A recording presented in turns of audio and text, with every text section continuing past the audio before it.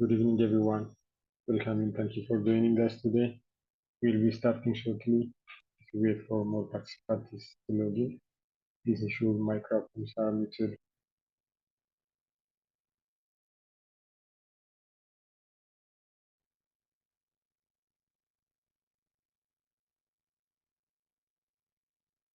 Tonight's webinar is proudly brought to you by the Ethiopian Dental Professional Association, and we are truly excited to have you with us. For what from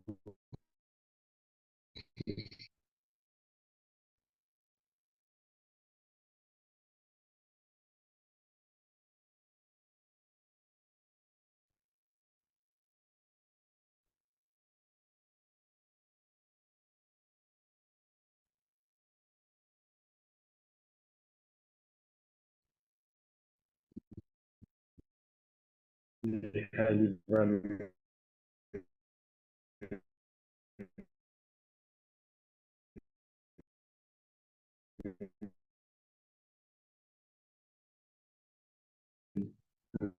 lightning session.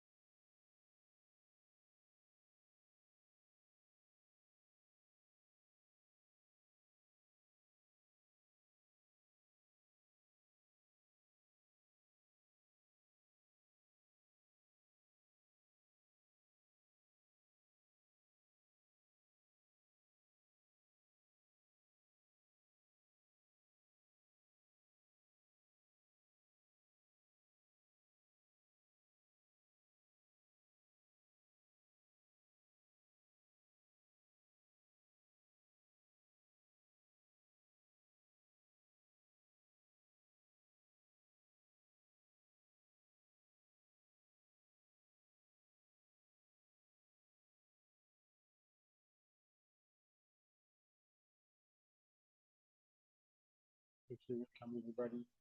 My name is Yanok and I'm a junior dental science professional, and I'm honored to serve as your moderator this evening. It's always inspiring to see dental professionals from across Ethiopia coming together in the spirit of knowledge sharing, collaboration, and commitment with better patient care. The topic we are exploring tonight lies at the important intersection of dentistry and overall health, a subject that continues to gain global recognition. Periodontal health and the systemic condition. We know the mouth is a mirror to the rest of our body, but how deeply we are connecting dots in our daily clinical practice. That's exactly what tonight's session aims to unpack. Let me introduce today's speaker.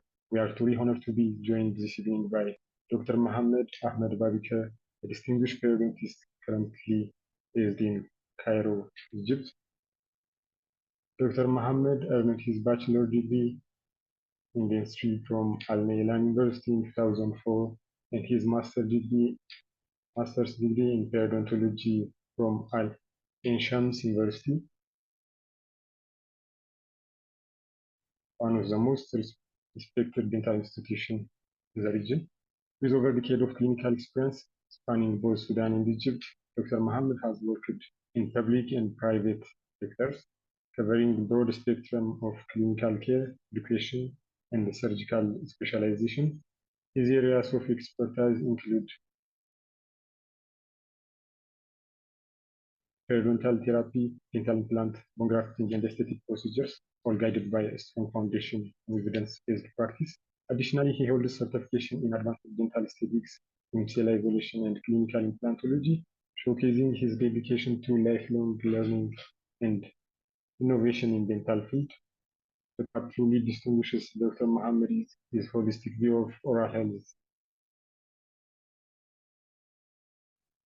one that recognizes a periodontal condition as not just a local concern, but as a key indicator and influencer of systemic well-being. It's a privilege to have him with us tonight to share his knowledge on this vital topic. Before we begin, just a few quick reminders to help the session Thank you, Dr. smoothly. Enoch. Kindly keep your microphone muted. Okay, you can start. Okay, thank you, Dr. Henok, for this for presenting and introducing me. I'm very pleased to be here in this webinar for with the Ethiopian Dental Professional Association, and what you are doing is very good, that you increase the professional development and continuing educational development. Today, we are going to explore the link between periodontal disease and systemic health, so that it will enhance our understanding in clinical approach, and will increase our knowledge, and that will increase patient awareness, and also can aid in targeting therapies that can aid in both dental and general practice. Okay, so first, why my presentation is not saved? So all you know that there is a classification of periodontal and peri-implant diseases that made in 2017 by the American Academy of Periodontology and European Federation of Periodontology, that classifies periodontal diseases and condition to periodontal health, gingival and disease and condition, periodontitis, and other condition affecting the periodontium. Our today topics lies on the systemic diseases or condition affecting the periodontal supporting tissues in the new classification. Also in the previous classification, Armitag classification, 1999, also it is listed as periodontitis as a manifestation of systemic disease. So this is a very important topic and have been studied extensively in the literature, and many researches and studies have been made. But first, we have to talk about a pathogenic cycle of periodontal disease, how periodontitis occur. So first, we have a dysbiosis. The word dysbiosis means a change or shift in the equilibrium of the normal microbiota in the oral cavity, or especially in the periodontium, that that shift or that change in the microbiota can cause the inhibitant of pathogenic bacteria, mainly gram-negative bacteria, and like Porphyromonas gingivalis and Agricobacter actinomycetocomitans, Tannerella forsythia, Treponema denticola, and that is called what is called red complex. This bacteria can cause. It has a virulence factor like lipopolysaccharides and gingiberine. These virulence factors can triggering the host immune response, can cause host immune response, and can cause inflammation by increasing or producing the pro-inflammatory cytokines, the potent pro-inflammatory cytokines like interleukin-1 beta, interleukin-6, human necrosis factor alpha, and other pro-inflammatory cytokines that we know. These cytokines and inflammatory mediators can cause periodontal and alveolar bone destruction and damage. Okay, so this is a pathogenic. The understanding of this pathogenic cycle in periodontal disease will aid later in knowing the link or interconnection between these cycle and the systemic disease and condition. Also, sorry, Dr. Henok, there is lines, red line in my presentation. I don't know this. What is this? Yeah. Yes. Okay. Now it's a bit disappeared. So again, this diagram illustrating the pathogenic pathway and pathogenesis of periodontal disease. You know, first we have microbial challenge that has a virulent microbial challenge, specifically pathogenic bacteria that can has lipopolysaccharides. You know, lipopolysaccharide is the outer surface of the some gram-negative bacteria that can induce, that has a very potent induce for immune response. And other valence factor can cause host-immune interaction response. These response can cause a cytokines release, and that what these cytokines release and periodontitis can cause connective tissue and bone metabolism. Okay, and what can cause a clinical sign of periodontitis: attachment loss, recession, gingival bleeding, pocketing, and even periodontal pocket, and then after that, a tooth loss. Okay, first is there is a very important point we have to address before going or dive in the relationship or interconnection. Systemic diseases, disorder, or conditions themselves do not cause periodontitis. They do not cause periodontitis. They predispose, accelerate, or increase the disease progression. Okay, they change the response of periodontal tissue to local factor. It make the response or the reaction with the local factor more exaggerated. Okay. This field of periodontal medicine is a rapidly emerging and growing in nowadays, and and this field want to address and want to answer two main questions. This question first, what does periodontal infection is a risk factor? This periodontal infection a risk factor for systemic health, and also can inflammatory response to bacterial infection has an influence or has an effect or, that is removed from the oral cavity. In this field of periodontal medicine, on the relationship between systemic health and periodontal health, we want to know, is there a remote effect outside the oral cavity can cause by periodontitis? So now we should know how periodontal disease influence the systemic health. To answer this question, there is a theory named focal infection theory that made by British physician William Hunter in 1900. William Hunter said or developed the idea that oral microorganism is responsible for a wide range of systemic condition. He said that in 1900, but this theory failed to it has a scientific, it lacks scientific evidence. He said that all periodontitis and gingivitis act as a foci of infection, a source of infection throughout the body. Okay, a drawback, there is no scientific scientific evidence, and the wide spread of extraction, even of entire dentition, failed to reduce or eliminate the linked systemic condition, so lead to unnecessary loss of teeth. So this theory is denied. But now we know we have some method or mechanism that we can know the effect on susceptibility to systemic disease.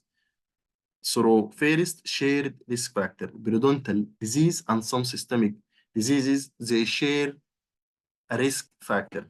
Okay, shared risk factor: smoking, diabetes, age, socioeconomic status, chronic inflammation, immunosuppression. All these factors are shared between periodontal disease and, like example, cardiovascular disease. Okay. Second mechanism, the second mechanism is subgingival biofilm. Subgingival biofilm, as you know,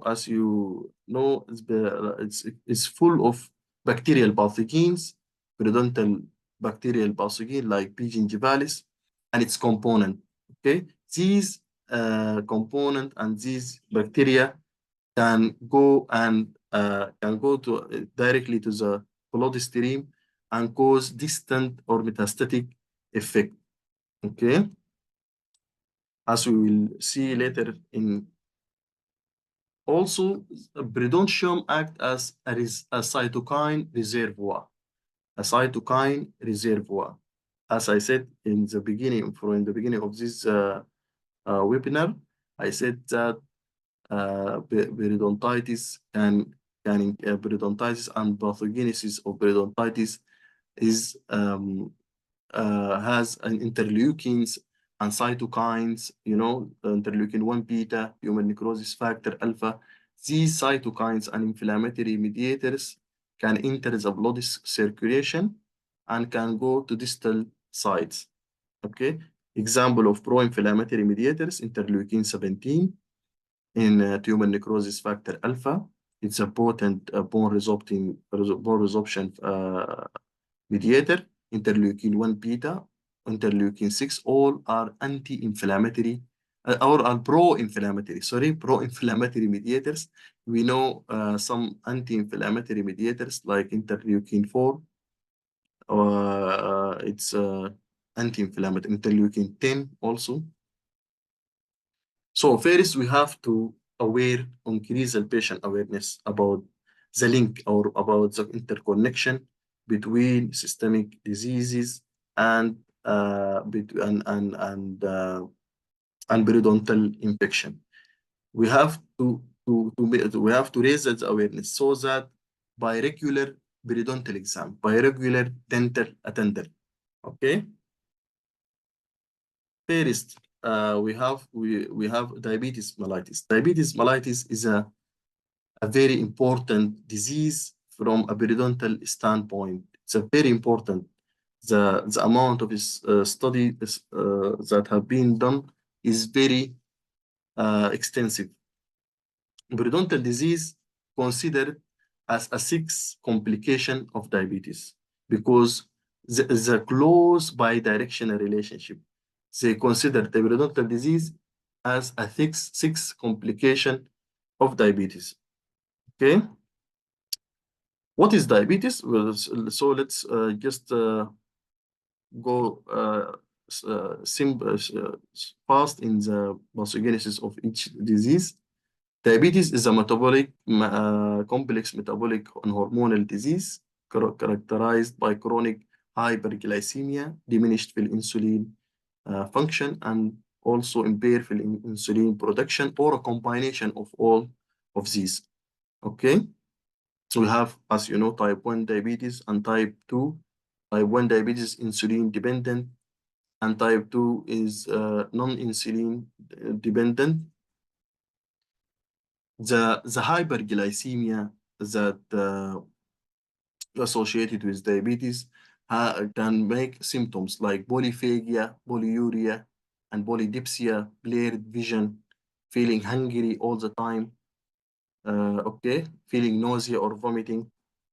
Also, diabetes has a known complication like stroke, cardiovascular diseases, and retinopathy, nephropathy, neuropathy. Okay. An oral manifestation of diabetes if uncontrolled. Why here it's written uncontrolled? Because the well-controlled diabetes has a normal tissue response. This is a very important point. A well-controlled diabetes has a normal tissue response, but uncontrolled diabetes or hyperglycemic state can cause the complication. The oral manifestation, chillosis, as you know in this picture, mucosal draining, burning mouth syndrome, diminished salivary flow, increased rate of caries. Okay, so the influence of periodontal disease on diabetes, greater loss of attachment and bleeding on probing, tooth mobility, and frequent periodontal abscesses, as shown in these clinical pictures. Greater loss of attachment here, the attachment loss that can be measured is very great. Yeah, there is a recession, okay, and here also there is a recession and pocket, boss. Yeah. Now we have to see the relationship between diabetes and periodontal tissue. Diabetes and periodontal tissue. It's a bidirectional relationship, or two-way relationship. When we say bidirectional, that means any condition can influence on the other condition. So when there is a hyperglycemia, this hyperglycemia can influence the progression of periodontal disease. Also, chronic periodontal disease can affect the glycemic control. We will now, after we go, we will see through which mechanism the periodontal disease can affect. So if you notice, I repeatedly change the topic. Sometimes I say periodontal infection impact or periodontitis impact on systemic disease, and sometimes I say the systemic disease influence on periodontal health, because it's a two-way relationship, and this relationship can be modified. Okay, the first relationship, the influence of systemic disease on periodontium is different in a little from the impact of periodontal infection to the systemic disease. Why? Because like in diabetes, if we can measure, we can see the influence of diabetes on periodontium, but the vice versa in diabetes, especially, we cannot check that. Why? We cannot check by studying and research. We cannot check exactly and the exact cause and pathogenesis, because if we want to do that, we have to stop the ongoing treatment of diabetes, and that is unethical.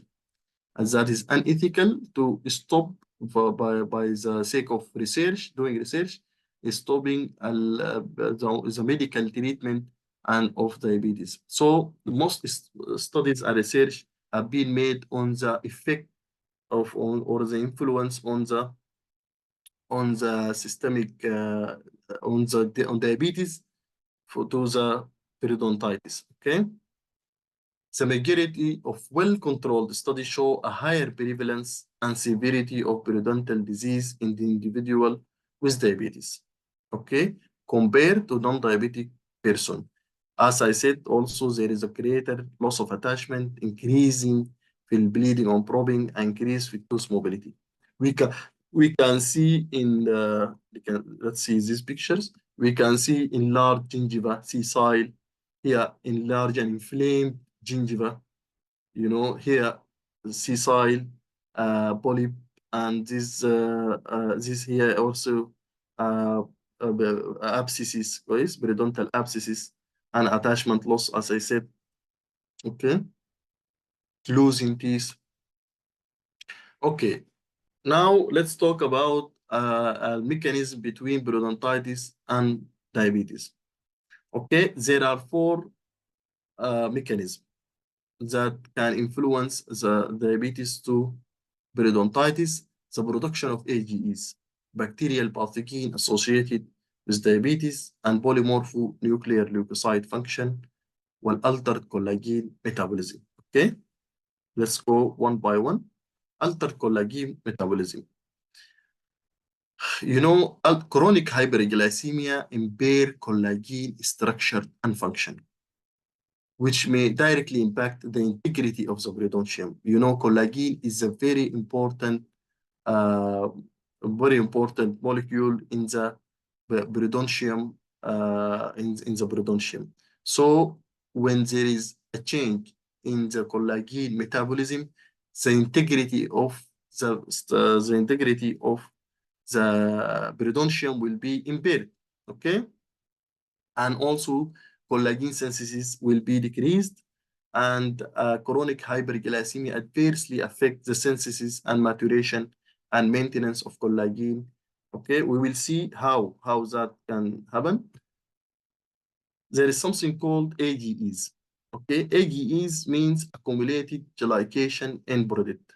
You know, where if we have lipid, protein, and extracellular matrix molecules, these extracellular matrix molecules undergo non-enzymatic glycolization. Okay, this non-enzymatic glycosylation in the normal glucose level. If a patient does not have diabetes, this non-enzymatic reaction happen, but in a lower rate.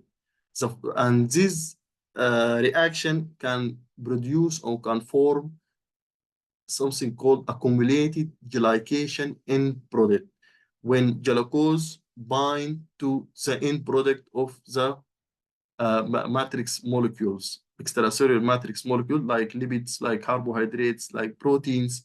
Okay, this in the normal state. But when there is a hyperglycemia and there is diabetes, this formation become excessive. Okay, these AGEs can cause the a central can play a central role in diabetic complication because AGEs, accumulated glycation end product, for this can bind to some other sites and can bind to cells that has receptor for AGEs.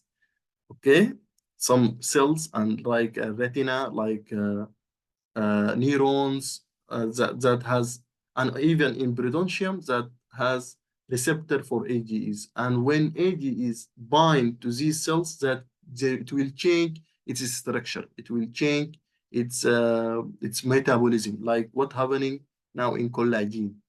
Okay, the altered collagen metabolism by accumulated glycation end product will make the collagen less soluble and will make the collagen not renewed at the normal rate. So the collagen in the periodontium will become old and less soluble. Become old and less soluble. Okay.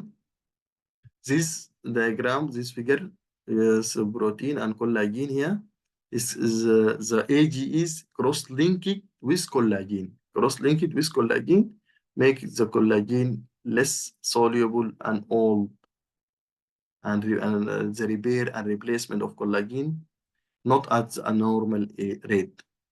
This first mechanism, the influence of diabetes on periodontium, first by altered in collagen metabolism and formation of accumulated glycation end product. This altered collagen metabolism can change the structure and function of collagen. Okay, the second mechanism by neutrophil function impairment. You know, polymorphonuclear leukocytes, it's also called neutrophils. Neutrophil, as you all know, is a first line of defense. It's a first line of defense that come to the site of infection or trauma inside the body. So when there is a bacterial or trauma or injury, the neutrophils are come to the site to this area through a mechanism called chemotaxis and locomotion. Chemotaxis, they attracted, and then the neutrophil has a function of phagocytosis and intracellular killing. Also, neutrophils adhere to the site of infection. Okay, these three function of neutrophils are impaired in diabetes because of hyperglycemic state. These three function of neutrophils, chemotaxis, and chemotaxis, adherence, and phagocytosis impairment. Okay, because hyperglycemic state due to diabetes. Okay, the increased susceptibility of patient with diabetes to infection has been hypothesized as being caused by neutrophil deficiencies that result in impairment في chemotaxis, defective في phagocytosis, and impaired في adherence. Okay? In patient with poorly controlled diabetes, the function of neutrophils and macrophages also, monocytes and macrophages all are innate immunity. Okay? Is impaired. As a result, the primary defense mounted by against periodontal pulsing is diminished and bacterial proliferation is more likely. Okay. Second or third mechanism by which diabetes can influence the periodontal structure is the bacterial pathogen associated with diabetes. But in this mechanism, there is insufficient evidence to support the role of specific altered microflora. You know, the hyperglycemic state in diabetes can change the microflora. I said in the beginning of this lecture, this called dysbiosis. Dysbiosis, disruption in the normal microflora or microbiota of the periodontium. Change the change that happened that found that there's something called black pigmented species, Porphyromonas gingivalis, intermedia, and Campylobacter rectus are prominent in severe periodontal lesions. Okay. Periodontal infection influence on diabetes. Now we can sum these mechanism: diabetes mellitus, as I said, hyperglycemia, hyperglycemic state can alter can alter the collagen synthesis and formation of AGEs, also alter a cellular response. Okay, they change the cellular response of monocytes and neutrophils, make what decrease, as I said in neutrophils, decrease the chemotaxis and adherence and phagocytosis and intracellular killing.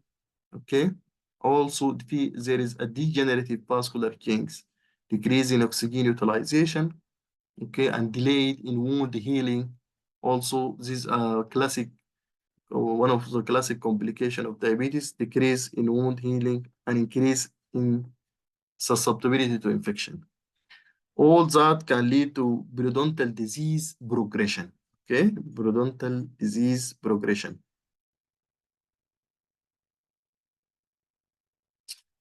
Also, this diagram, diabetes, production of AGEs, which affect endothelial cell, fibroblast, and different cells that can increase susceptibility to infection and impair healing. Okay. Okay, the role of periodontal therapy.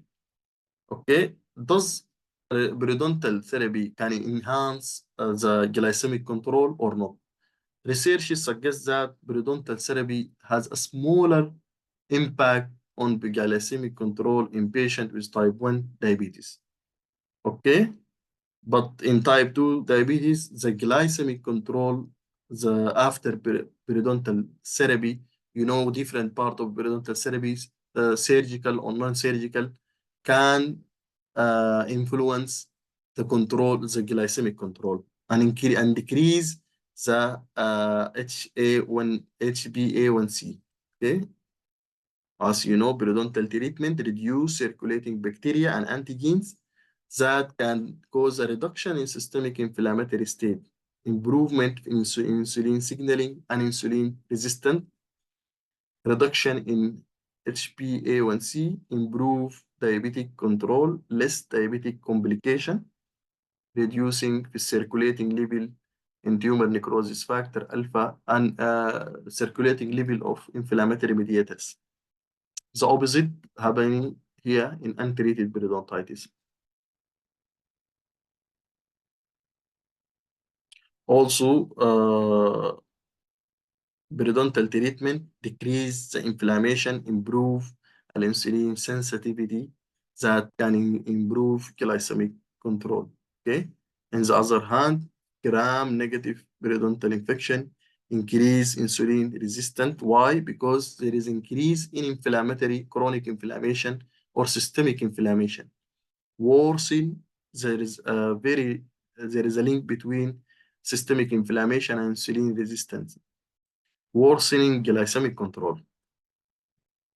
Okay, now we finished from we give a highlight in diabetic mellitus, as I said, is a very extremely important disease from a periodontal standpoint because there is a bidirectional relationship, okay, between diabetes and periodontitis and periodontal disease.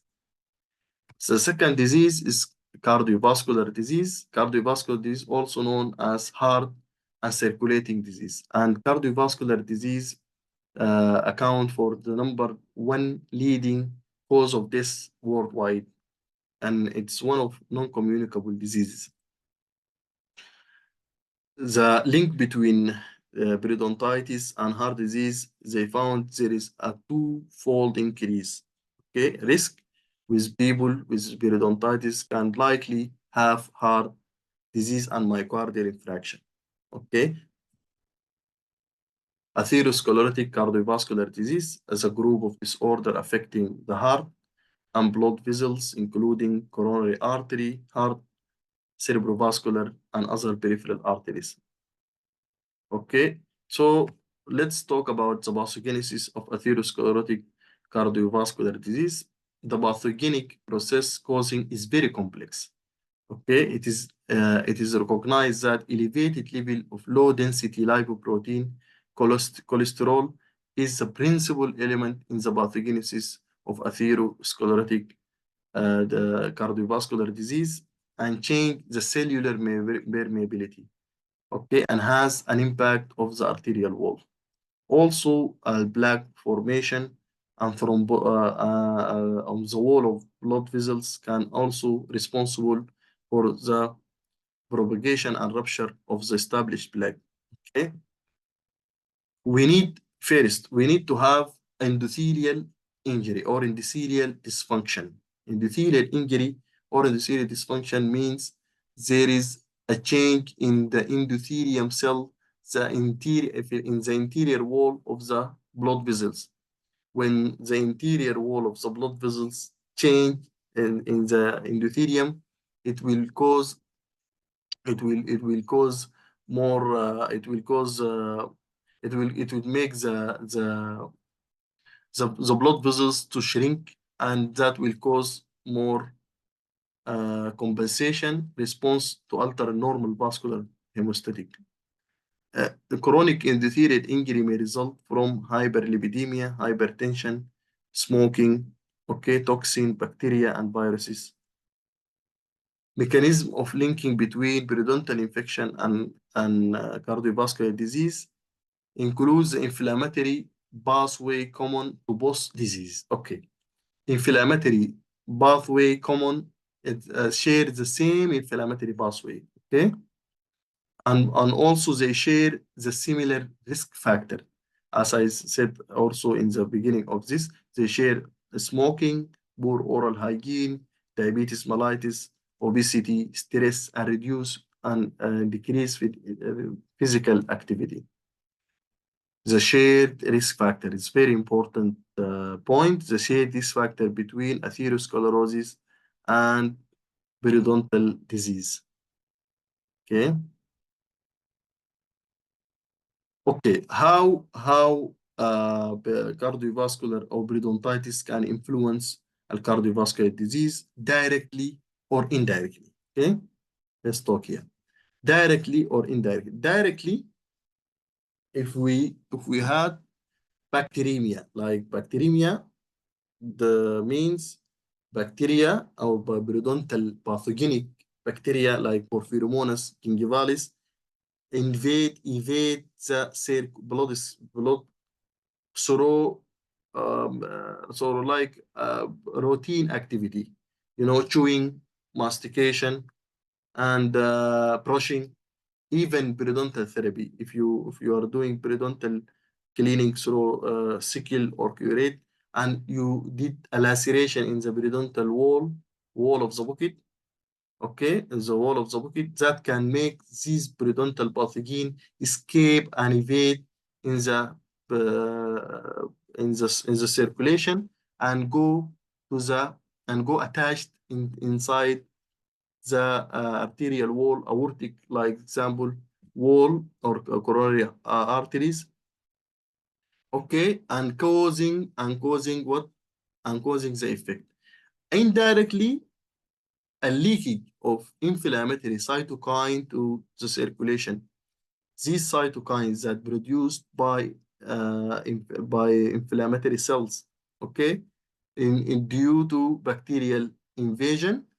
These cytokines is found, as I said also earlier, in the mechanism linking systemic disease to periodontium in the subgingival biofilm. Subgingival biofilm as a as a reservoir for inflammatory mediators. So these inflammatory mediators also can has a systemic effect and causing systemic and chronic inflammation. And these inflammation increase the blood viscosity and making also contribute in the development of atheroma or atherosclerotic plaque. Okay, and I can't see the...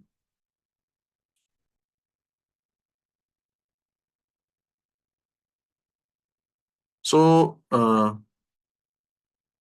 there is an interconnection between cardiovascular disease and a periodontal disease directly, I said, by bacteremia. The bacteria itself go inside the bloodstream and evade to the bloodstream and go doing its harm, and also indirectly by what? And causing endothelial dysfunction. Okay,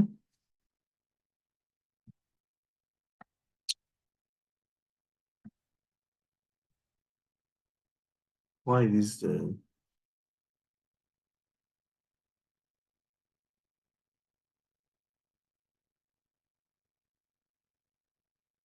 okay? There is evidence included the role of periodontopathogenic bacteria in cardiovascular disease. Okay, the study supports the association between these two diseases. Okay, this is a very important point here: association, but not causality. Association, but not causality.